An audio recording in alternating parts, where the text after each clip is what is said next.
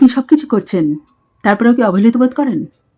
তারপরেও কি এরকম মনে হয় যে আপনি এত ভালোবাসেন, লোককে এত ভালোবাসা দেন, তারপরেও কেউ আপনার কথা শোনে না, আপনার মতন করে আপনাকে বোঝার চেষ্টা করে না, আপনাকে ভালোবাসে না?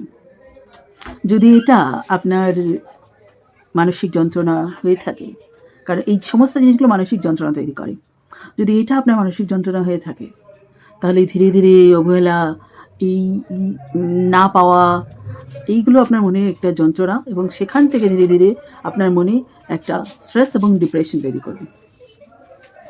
চলুন আজকে এইগুলো থেকে বেরিয়ে আসার জন্য আমরা ট্যাপিং করি। আমি রীনা গুহ, লাইফ কোচ এবং কর্পোরেট ট্রেনার। আমি আপনাদেরকে এই মানসিক যন্ত্রণা থেকে বেরিয়ে আসার জন্য ইএফটি ট্যাপিংয়ের মাধ্যমে হিলিং করাচ্ছি। ঠিক আছে, এই সিরিজে আমার সঙ্গে থাকুন, আর যদি প্রথম থেকে না দেখে থাকেন তাহলে প্রথম থেকে দেখুন। ঠিক আছে, চলুন তাহলে শুরু করি। আমি যদিও মনে করি যে আমি অনেক ভালোবাসা তো দেই, কিন্তু সেটা আর ফেরত পাই না। আমি নিজেকে অবহেলিত মনে করি, কিন্তু সেই অবহেলিত আমিকেও আমি ভালোবাসি এবং স্বীকার করে গ্রহণ করছি। যদিও আমি মনে করি যে আমি অবহেলিত, তাও আমি এই যন্ত্রণাকে আজ মেনে নিচ্ছি। আমি মেনে নিচ্ছি যে আমাকে লোকে আমার কথা শোনে না, আমার মনটাকে বোঝে না, আমার মনের কষ্টগুলোকে বোঝে না।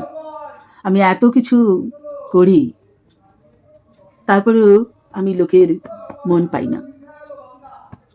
আমি সবসময় এই হতাশাটাকে নিয়ে চলছি। এই হতাশা, এই যন্ত্রণা আমার মনকে কষ্ট দেয়।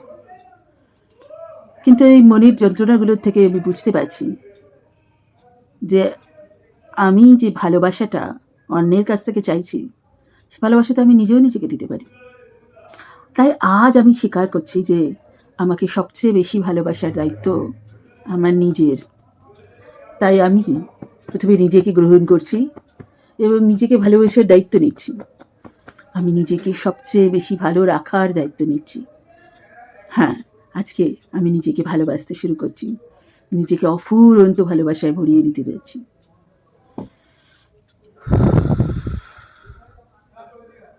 করে দেখুন, যদি এটা আপনার ভালো লাগে, যদি মনে হয় যে এটা আপনাকে উপকার করছে, আমাকে লাইক করে সাবস্ক্রাইব করে এই ভিডিওটিকে অনেক অনেক বেশি মানুষের কাছে পৌঁছে দিন।